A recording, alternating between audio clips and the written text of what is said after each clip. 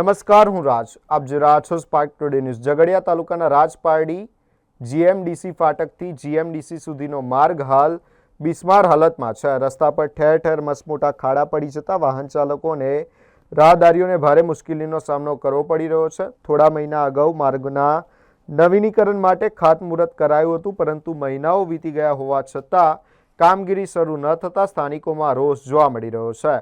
આ માર્ગ પરથી આસપાસના ગામોના લોકો ઉપરાંત જીએમડીસીના સિલિકા પ્લાન્ટમાં આવતા જતા વાહનોની અવરજવર રહે છે. નજીકમાં પ્રાથમિક આરોગ્ય કેન્દ્ર હોવાથી દર્દીઓ અને તેમના પરિવારજનોને પણ મુશ્કેલી પડી રહી છે. નવીનીકરણ તો દૂર, હાલના ખાડા પૂરવાની કામગીરી પણ તંત્ર દ્વારા ન થતા તંત્ર સામે સવાલો ઉઠ્યા છે. સ્થાનિક વાહન ચાલકે તો વ્યથા કરતા કહ્યું કે આ માર્ગ કરતાં તો ખેતરના રસ્તા સારા હોય છે. સ્થાનિકોની માંગ છે કે તંત્ર દ્વારા તાત્કાલિક ખાડા પુરાવી માર્ગનું નવીનીકરણ શરૂ કરવામાં આવે. મેં મહિલા ભવાની શ્રી રાજેન્દ્રસિંહ.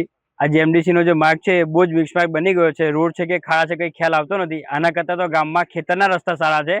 અહીંયા કમર જેટલા ખાડા છે. મંદિરે, પ્લાન્ટે, કોઈ બી જગ્યાએ જવું હોય તો ગામડાના માણસોને બહુ જ તકલીફ પડે છે. જેથી એનું વહેલો તકે એનું કામ ચાલુ કરાવો અને એનું નિરાકરણ આવે એવું કરો. રસ્તો ખરાબ છે, બનાવવો પડે. બહુ સમયથી ખરાબ છે. તમારે શું માનવું?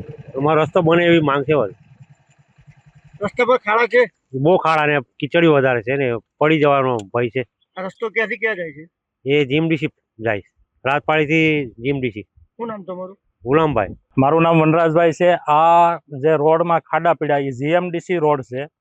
હવે ધારાસભ્યના ટેન્ડર મુજબ આ રોડ પાસ થઈ ગયેલો છે, એનો બહુ ઝાઝો ટાઈમ થયો છે, છતાં હજી કોઈ શ્રીજી કન્સ્ટ્રક્શનવાળાને આ ટેન્ડર આપેલું છે અને એનું ખાતમુહૂર્ત એ થઈ ગયું, એનો ઘણો ટાઈમ થયો છે. છતાં હજી આ રોડ બહુ ખાડા અને એટલી આવવા જવામાં તકલીફ છે.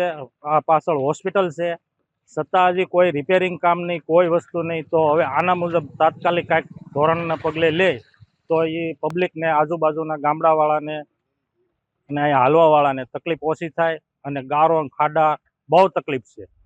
તો બને ત્યાં સુધી વહેલી તકે આનું કામ ચાલુ કરે અને લોકોને રાહત મળે એવું કામ કરે.